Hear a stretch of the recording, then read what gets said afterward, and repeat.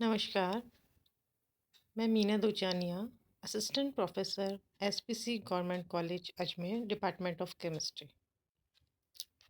BSc part second, paper third, physical chemistry के chapter phase equilibrium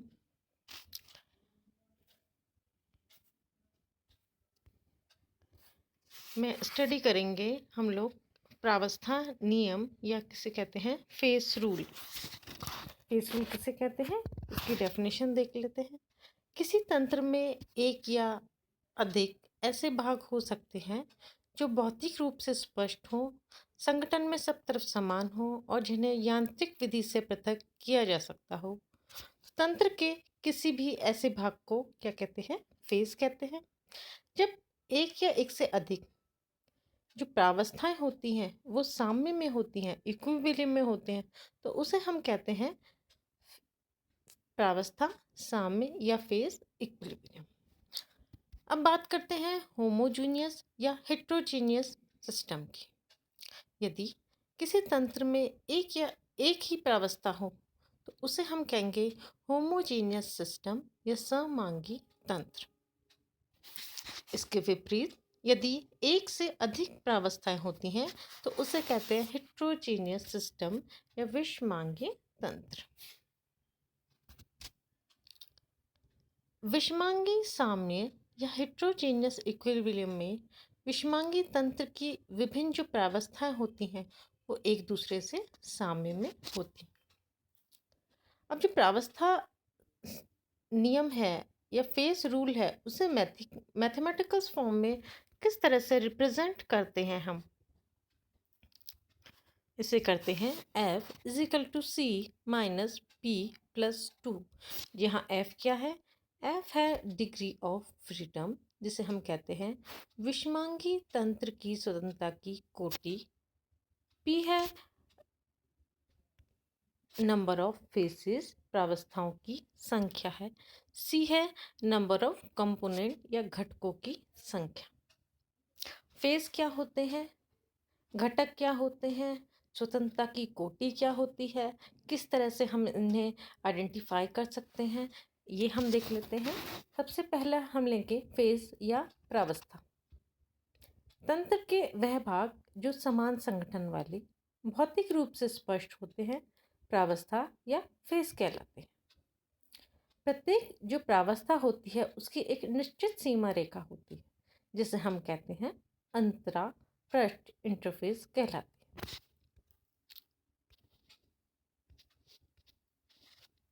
अब कब face जो की वैल्यू होती है वो 1 होती है? जब कोई भी जो गैसेस हो, 2 हो 3 हो, वो एक दूसरे में पूर्णतः मिश्र हो जाएं। जैसे N2O2 कार्बन डाइऑक्साइड जो गैस होती है वो एक दूसरे में मिक्स हो जाती है, तो ऐसे तंत्र के लिए जो P की वैल्यू होती है उसका मान होता है 1।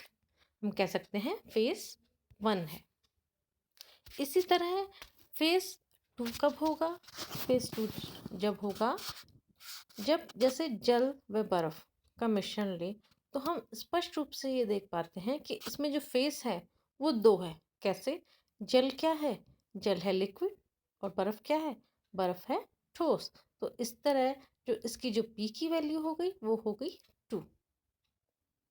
नेक्स्ट इसका एग्जाम्पल, यदि तो परस्पर अमिश्रित द्रव, वह द्रव जो एक दूसरे में मिक्स नहीं होते, जैसे क्लोरोफॉर्म व जल, दोनों को अगर मिलाएं तो वो आपस में मिक्स नहीं होंगे, तो इसके लिए जो पी की वैल्यू होती है, फेसेस की वैल्यू होती है, वो होती है 2। अब पी की वैल्यू 3 कब होगी? जब डिफरेंट डिफरेंट सॉलिड के मिश्रण में प्रत्येक सॉलिड की एक अलग प्रावस्था हो। जैसे कैल्शियम कार्बोनेट का जब हम डिकम्पोज कराते हैं तो इसकी जो फेसेस की वैल्यू होती है वो होती है 3। कैसे? कैल्शियम कार्बोनेट का सॉलिड का डिकम्पोज होता है तो कैल्शियम ऑक्साइड सॉलिड और कार्बन डाइऑक्साइड गैस निकलती है। तो इस तरह से जो इसकी फेस की वैल्यू हो गई वो हो गई 3। ये तो बात हो गई फेसेस की या प्रावस्थाओं की। ये कब फेस की वैल्यू 1 होगी, कब 2 होगी और कब 3 होगी। अब हम बात करते हैं घटक या कंपोनेंट्स की कि वे क्या होते हैं।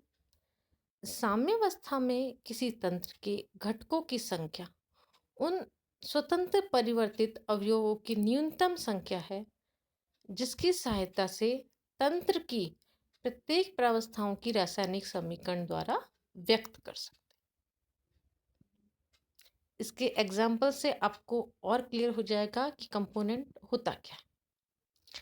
सबसे पहला हम एग्जाम्पल लेते हैं, बर्फ ली, जल है और वाष्प तंत्र है।